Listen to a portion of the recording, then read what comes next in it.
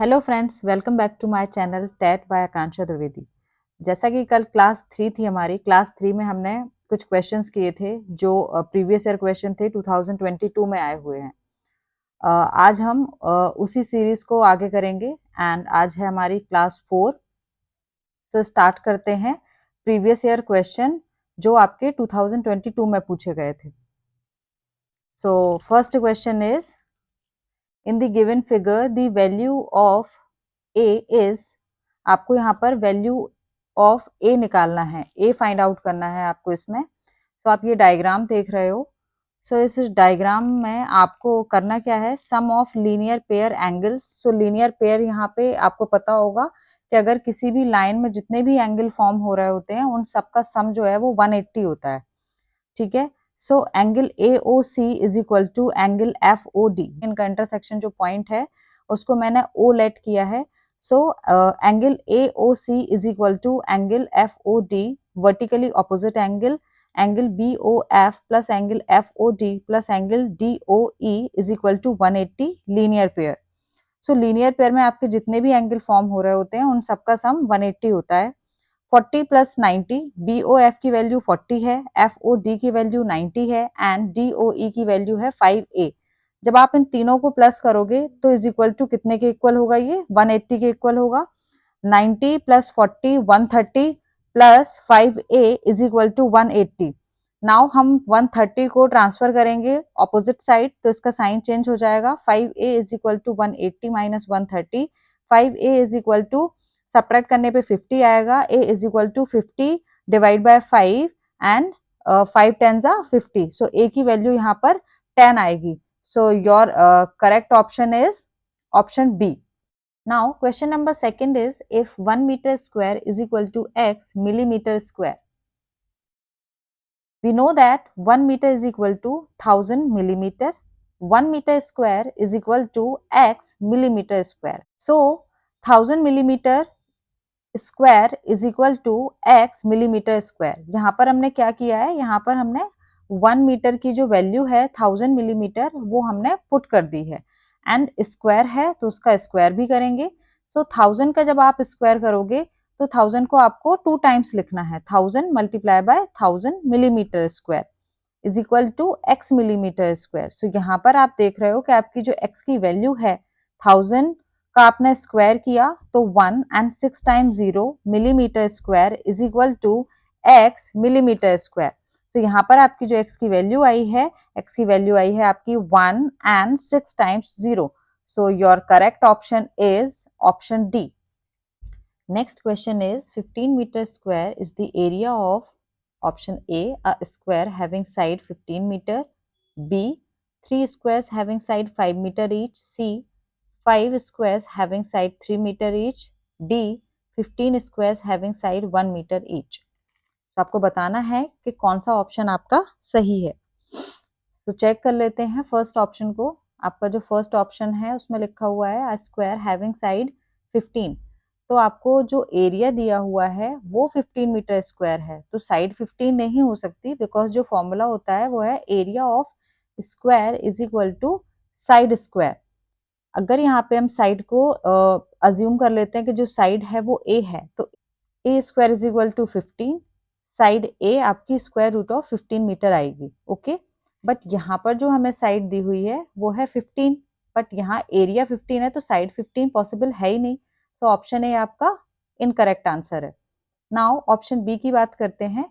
सो इसमें लिखा हुआ है हैविंग साइड 5 मीटर ईच, तो अगर साइड 5 होगी तो एरिया कितना होगा, साइड को आपको डबल मल्टीप्लाई करना है, 5 इंटू 5 25, एरिया आएगा आपका 25। अगर 3 स्क्वायर का एरिया होगा तो क्या होगा, multiply by 3, 25 multiply by area of 1 square, तो 25 इंटू 3 75 आ जाएगा। ये भी आपका ऑप्शन ठीक नहीं है। Now we come to option C.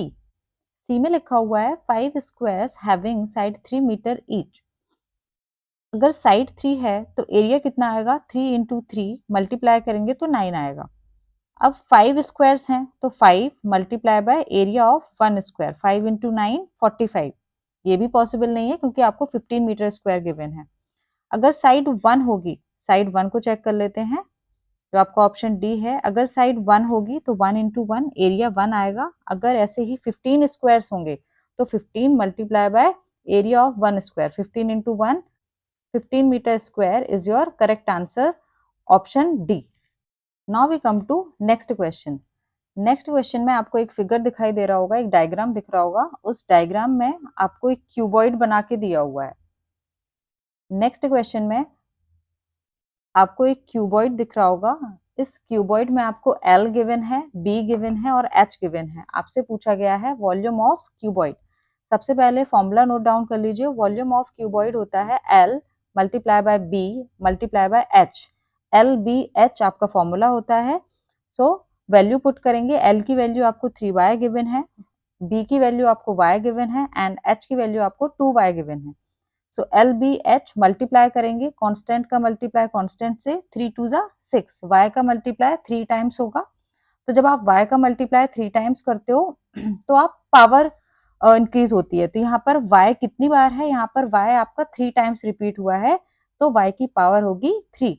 So your answer is volume is equal to 6y cube, y की power 3। Option B is your correct answer. Now we come to next question.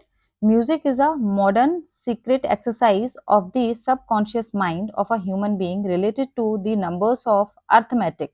This statement is related to which value of mathematics? संगीत मानव के अवचेतन मन का अंक गणित की संख्याओं से संबंधित एक आधुनिक गुप्त व्यायाम है। यह कथन गणित के किस मूल्य से संबंधित है? आपको यहाँ पर ऑप्शंस दिख रहे होंगे। अगर किसी को इसका आंसर पता है तो वो कमेंट बॉक्स में मुझे आंसर बता सकता है। Correct answer is artistic value. इसका आंसर होगा artistic value. Now next question is rice is a rhombus, find the perimeter of the rhombus according to the given measurement. यहाँ पर आपको एक रोम्बस दिख रहा होगा एंड इस रोम्बस के आपको मेजरमेंट गिवन है। सो इन मेजरमेंट के बेसिस पे आपको रोम्बस का पेरीमीटर फाइंड आउट करना है। देखते हैं इस क्वेश्चन को। रोम्बस के 2 डायगोनल्स होते हैं एंड रोम्बस के डायगोनल्स एक दूसरे को 90 पर इंटरसेक्ट करते हैं। यानी कि आप देख रहे होंगे जितने भी बीच में ये एंगल फॉर्म हो रहे हैं, ये एंगल जो है 90 है। ये दोनों एक दूसरे को 90 पर बाइसेक्ट करते हैं। बाइसेक्ट का मतलब होता है कि जो डायगोनल्स हैं वो 2 इक्वल पार्ट्स में डिवाइड हो जाते हैं जब ये एक दूसरे को 90 पे इंटरसेक्ट करते हैं। यहाँ पर आपको 5 और 12 आपको वैल्यू गिवन है बाइसेक्टर की। आपको डायगोनल की वैल्यू गिवन नहीं है, डायगोनल के हाफ की वैल्यू आपको गिवन है 5 एंड 12। यहाँ पर if we take a triangle, hypotenuse square is equal to perpendicular square plus base square. Perpendicular आपका 12 होगा एंड आपका जो बेस है वो 5 है। तो दोनों का स्क्वायर करेंगे एंड ऐड करेंगे। 12 का स्क्वायर 144। कैसे निकालेंगे? 12 का मल्टीप्लाई करेंगे 12 में 144, 5 का मल्टीप्लाई 5 में 5 5 जा 25, 144 प्लस 25 को प्लस करेंगे 169। हाइपोटेनस का स्क्वायर आपका 169 आएगा and hypotenuse is equal to square root of 169। 169 का स्क्वायर रूट कैसे निकालते हैं? हाइपोटेनस इज इक्वल टू आपका 13 आएगा क्योंकि 169 13 का स्क्वायर होता है। Hypotenuse is equal to 13 centimetre. यहाँ पर आपका जो हाइपोटेनस है वो 13 सेंटीमीटर आया है। स्क्वायर रूट कैसे निकालना है 169 का? मैंने साइड में आपको करके दिखाया हुआ है। 13 से जब आप डिवाइड करोगे 169 में, 13 1 जा 13 एंड कैरी आएगा आपका 3 एंड 9 तो हो जाएगा 39, 13 3 जा 39। मैं एक बार आपको करके दिखा देती हूँ। 169 डिवाइड बाय 13, 13 1 जा 13, सब्ट्रैक्ट करेंगे 3 आएगा 9, 13 3 जा 39। प्रैक्टिस कर लीजिए स्क्वायर रूट निकालने की एंड किसी भी नंबर का स्क्वायर निकालने की। जब किसी भी नंबर का स्क्वायर निकालते हैं तो उसको डबल मल्टीप्लाई करते हैं। जैसे आपने यहाँ देखा कि 13 जो है वो डबल रिपीट हुआ है। यहाँ पर 169 को जब हमने डिवाइड किया तो 13 से 169 13 टाइम्स डिवाइड हुआ, देन 13 से 13 जो है आपका 1 टाइम डिवाइड हुआ। सिमिलरली जब आप 13 का मल्टीप्लाई 13 में करते हो तो कितना आता है? 169 आता है। किसी भी नंबर का जब हम मल्टीप्लाई डबल टाइम्स करते हैं तो वो उसका स्क्वायर होता है एंड स्क्वायर रूट मैंने आपको निकालना दिखाया है कि कैसे करते हैं।